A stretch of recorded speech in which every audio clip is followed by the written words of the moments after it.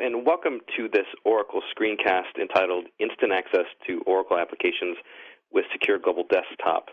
My name is Chris Kowalik. I'm a Principal Product Director here at Oracle, focusing on the Oracle Desktop Virtualization portfolio. And joining me today is Rick Butland. Rick is Principal Sales Consultant, also in our Desktop Virtualization group. Thanks for joining us, Rick. Thanks, Chris. So let's jump right in and talk about Oracle Enterprise applications. Most of the applications available from Oracle are based on web technologies. They're designed to be accessed from a web browser. But there's some support challenges around providing access to Oracle applications, and especially when you mix in applications from other vendors, like people do in real-world scenarios. They'll have applications from Oracle and applications from other vendors, all trying to be accessed from the same desktop environment. And that creates some specific problems that desktop virtualization can help you with. Rick, maybe you can kind of walk us through some of those problems.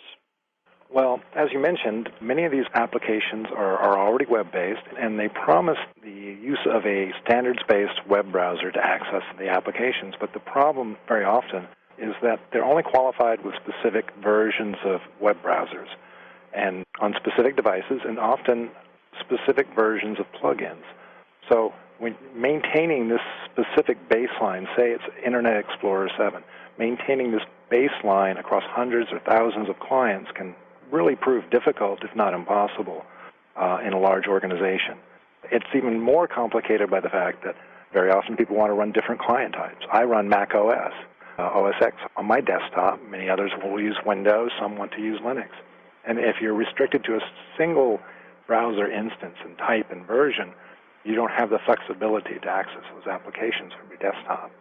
So when we say at the bottom of the slide here, virtualize the web browser, can you explain exactly what that means? I know it means bringing the web browser that the end user uses into the data center, but maybe give us a little more detail on that. Yes, exactly. Well, let me give you a case in point of some element management systems that I've seen before. They require specific browsers and specific versions of Java plugins to run their applications. So what you would need to do is install that on an application server in your data center, install that web browser, that plug-in version, and host that, and then make it available for users to access remotely. For each configuration of the applications that you require, you would have a separate instance of an application server, or you could have multiple application servers, depending on how many users you're talking about serving. But then you're decoupling what's on their desktop from what's required by the application itself and by the application vendor itself. Very often we find the applications may work acceptably well on non-supported platforms, but they're not supported by the application vendor. So if a client error or problem occurs, you cannot report a problem. You can't get support on it.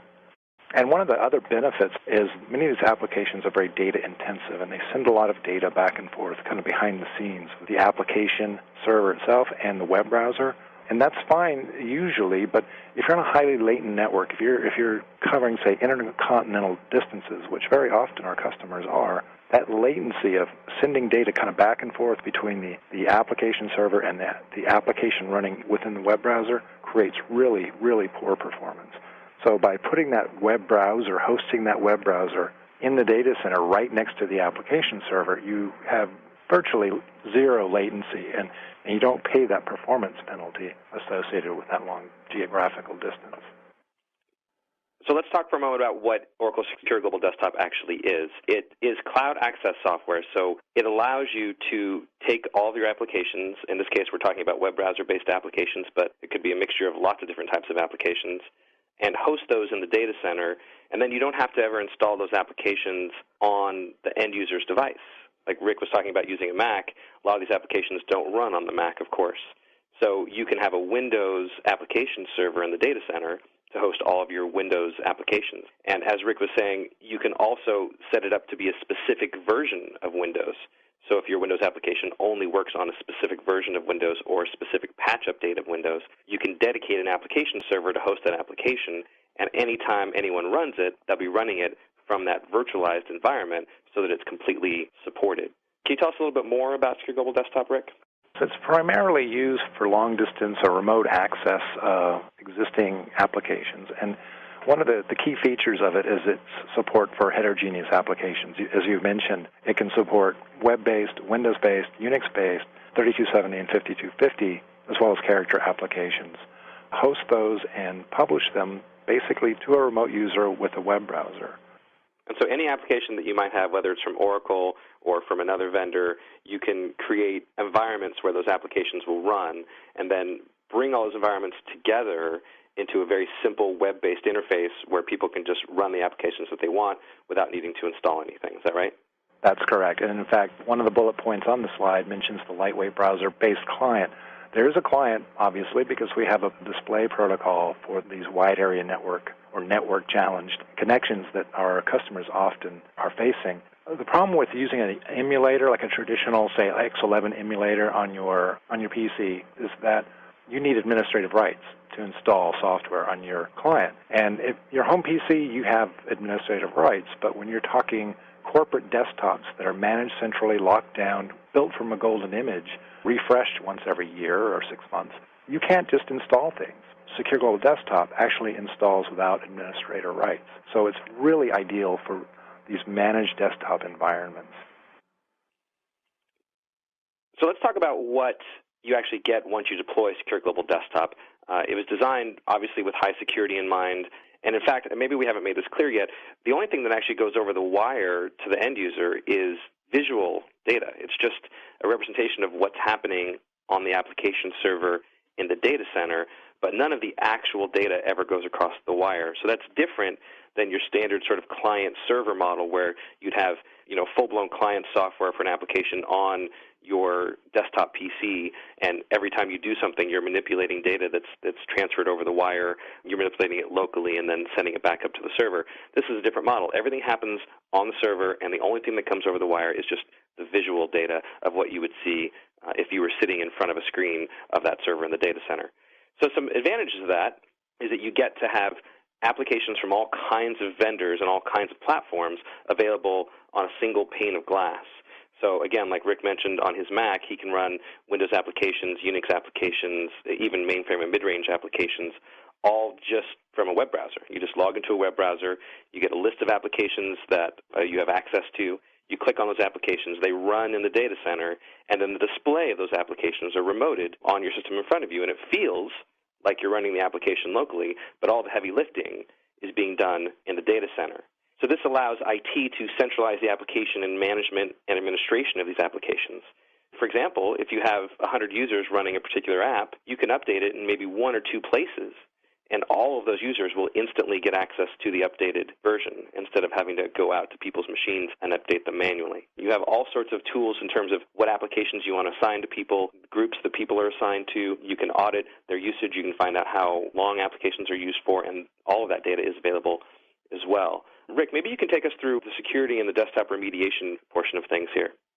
You mentioned security. I'll start with that. So the protocol, the adaptive Internet protocol that we use is one of the key technologies in Secure Global Desktop. As I mentioned before, you don't have to drill through firewalls. You use pre-existing well-known ports, that is port 443, and all the protocol traffic takes place over 443. Typically that's open both on your end, your publishing end, as well as on the client end. Sometimes you run into problems with that where you're trying to go from a corporation to a corporation and you cannot get outbound protocol traffic on anything other than a well-known port. So it's very deployable across corporate boundaries. As for security, as you said, it's simply sending data, screen updates across the wire. There are some additional things such as printing and client drive mapping, that is an application being able to map a client disk drive and make it available to that back-end application. And also clipboard, where you cut and paste from one application window to another. Those things are all great features, enabling features. They're very useful for ease of use, but they also can be kind of an outlet for data leakage. You may not want to allow people to print corporate or sensitive data outside your corporate firewall. So you can disable that. You can disable all those features. You can granularly assign them or disable them depending on your needs. So reduced desktop remediation is basically that you're no longer installing giant client-server application on your desktop and all its attendant kind of libraries and patches and so on that they often require to run. So really you're just running a standard web browser on your desktop. You've moved all the complicated software with all its interdependencies. You've removed that and put it back into the data center. One other thing I guess I neglected to mention is just the notion of backup when it comes to security. When you think about keeping your corporate data, all your important documents on your desktop, what happens when that desktop crashes or is stolen? You quickly have that CNN moment where you've lost a database full of important data. So it's not just security, it's data security, it's data loss, and it's kind of keeping one good set of data in a central location rather than replicating your corporate data to hundreds or thousands of desktops and no way to kind of rationalize that data. Great, and I think we've already discussed device independence. The idea there is that you can access these applications from nearly any device because they're not actually running on your system in front of you. They're running on servers in the data center. And Rick also mentioned the performance and scalability that you get by having the data and the applications physically close together in the data center instead of having to send these really large data sets over the wire to be manipulated. And all of this actually boils down to reducing costs, because once everything is centrally managed, it allows you to do things like have people bring their own devices. So perhaps you don't have to buy desktop PCs for a portion of your users.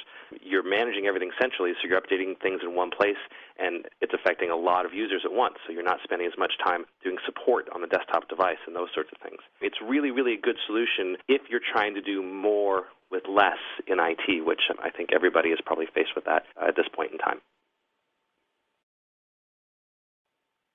So for Oracle applications, the Oracle Desktop Virtualization Portfolio is a simplified single-source access solution for multiple Oracle applications. So you can run any combination of Oracle applications, any combination of the browser-based Oracle applications with Oracle Secure Global Desktop, and that's actually a supported configuration by Oracle. And this helps reduce some of the problems that people have with desktop virtualization because they're always concerned about where they're going to get support from, because it can get very complicated designing an environment where people have to have access 24 hours a day, 7 days a week to be able to get their jobs done. You might have a mixture of vendors involved, where you have server vendors and storage vendors and middleware vendors, and Oracle can do all those things, so that allows you to have a single number to call to get support. So let's go into a little bit of detail about some of the benefits that you get when using Secure Global Desktop for application virtualization. We've covered a number of these concepts on the left here, but Rick, I'm interested in application performance. Can you tell us a little bit about how Secure Global Desktop can improve your application performance? Okay, one of the key technologies of Secure Global Desktop is our Adaptive Internet Protocol, or AIP. It's our patented display protocol that we use to display applications on your client device. What's unique about AIP is it continuously monitors the available bandwidth, latency, and client performance, and tunes itself to deliver best application performance. And a key word there is best application performance. It's not just a simple compression protocol. This isn't about bandwidth. This is about delivering usable application experiences to the end user.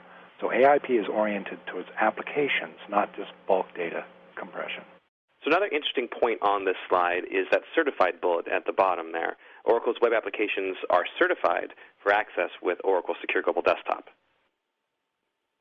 Okay, let's briefly talk about some industry verticals and use cases and how people are actually using this in the real world. Let's start with finance, Rick.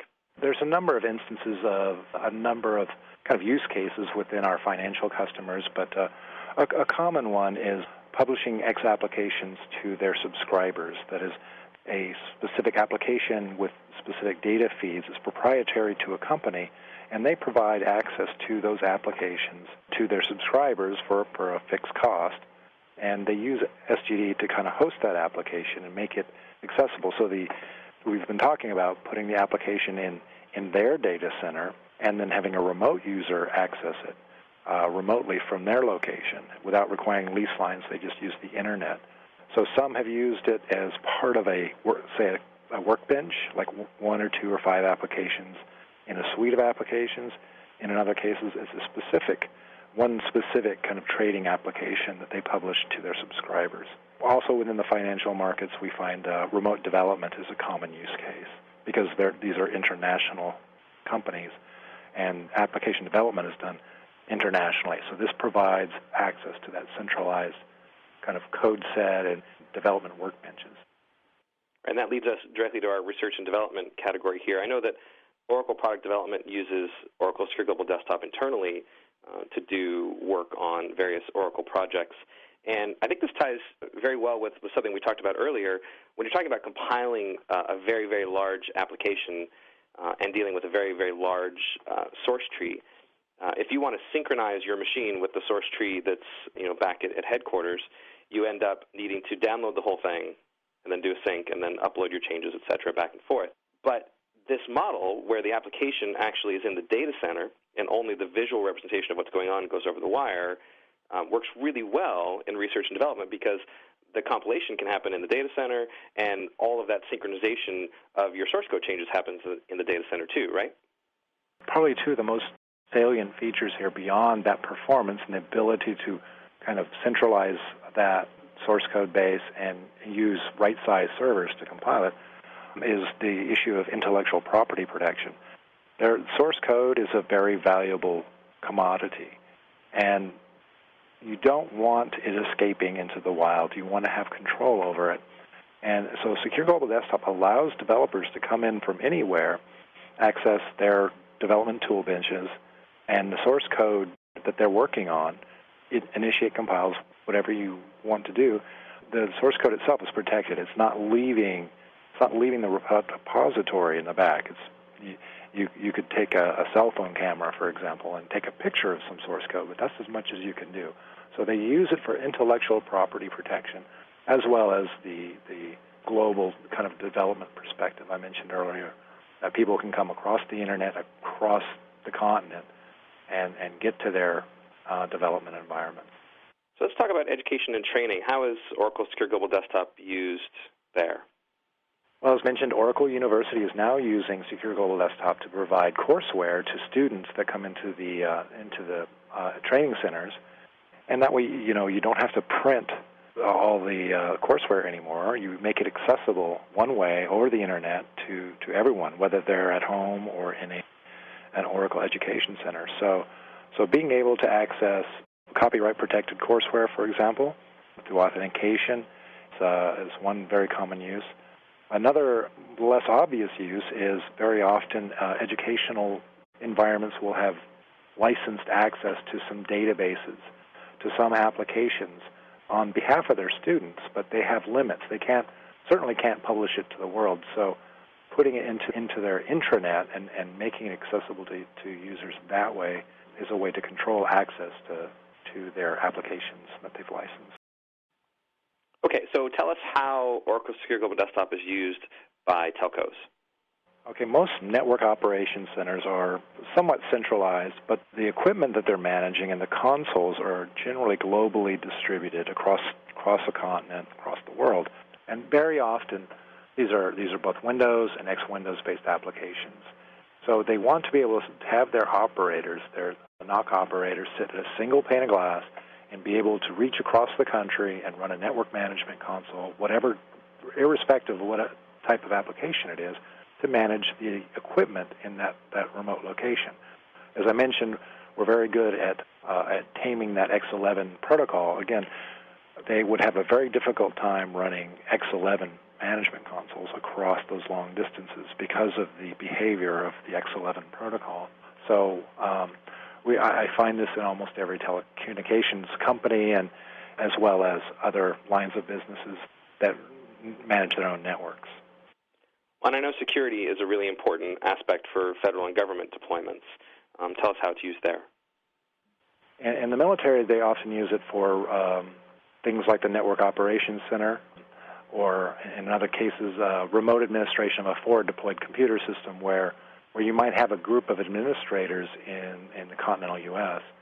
who need to be able to reach out forward to tactical or semi-tactical forward-deployed computer systems and make repairs, make updates, conduct training. Because the soldiers in the field aren't trained to do that kind of administration. They're just users of the system. So SGD, with its ability to kind of control bandwidth and as well as traverse all those firewalls that you find on those military networks, is really a kind of a game changer for them. They can do this administration from thousands of miles away and never leave their desk.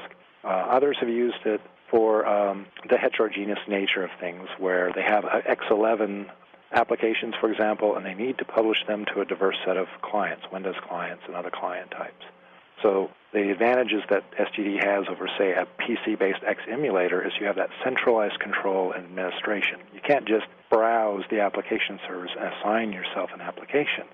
This is all done centrally. It's very controlled, as administrator-driven. So having that level of accountability, centralized authentication, accountability, and auditing is very important for those environments. We'll go through a couple of scenarios here visually so you can see how things work. This is the user login form. Very simple. You see Rick has typed in his name and password there using just a simple web browser. That looks like Safari on the Mac to me. And here's an example of the web top that Rick mentioned earlier. Along the left are all the applications that are published for this particular user, and on the right we have things kind of squished together there, but you can see 4 different applications originating from different places running or being accessed by the person who's using this web top. So those applications aren't running locally, they're running in the data center. Rick, could you maybe take us through a couple of these applications? So you see in one frame is the e-business suite. So here we're using a hosted web browser to access our Oracle's e-business suite. Similarly, we're using a hosted web browser approach to accessing Fusion applications. The bottom left, you see a Microsoft Excel Windows application running, and in the final one, another web-based application. Yeah, and the advantage here is that all of these things are running from the data center. Whatever machine this screenshot was taken on, I suspect it was probably a Mac, isn't running any of these applications, but yet it's getting access to that Windows version of Excel in the corner there, or it's running, perhaps different web browsers to run these different Oracle applications even. So you get all of that from a single pane of glass from whatever machine you happen to have right in front of you, which is very convenient. One thing that you may notice in the web top is each instance of an running application is shown tiered up underneath the application itself. You can run multiple instances of these applications. You can pause them. You can kill them with these little controls on the slide there. It brings up another point we didn't mention. With the centralized model, if my web browser or my network connection goes down, my applications don't have to. I can maintain their session state. So if I'm at work and I want to go home, and I can go home without doing anything and just resume my sessions when I get there, just log back in and resume these sessions.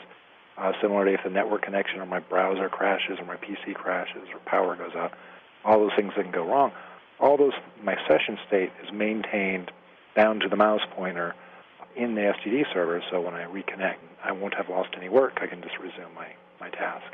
You could even kick off a long process before you leave. During your drive home, that can happen on the server, and then when you get home, reconnect and see how things are going, right? Correct. All right, so that concludes our presentation today. For more information, please have a look at oracle.com/virtualization, and you can find us at these various social media channels. There's lots of information there for you. You can find a lot of videos and information about us so you can see this stuff in action. And this screencast that you watched today is part of a series, so please check out the other screencasts that are listed on the login page that you came through. And thank you for your time today. Thanks, Rick. Thank you.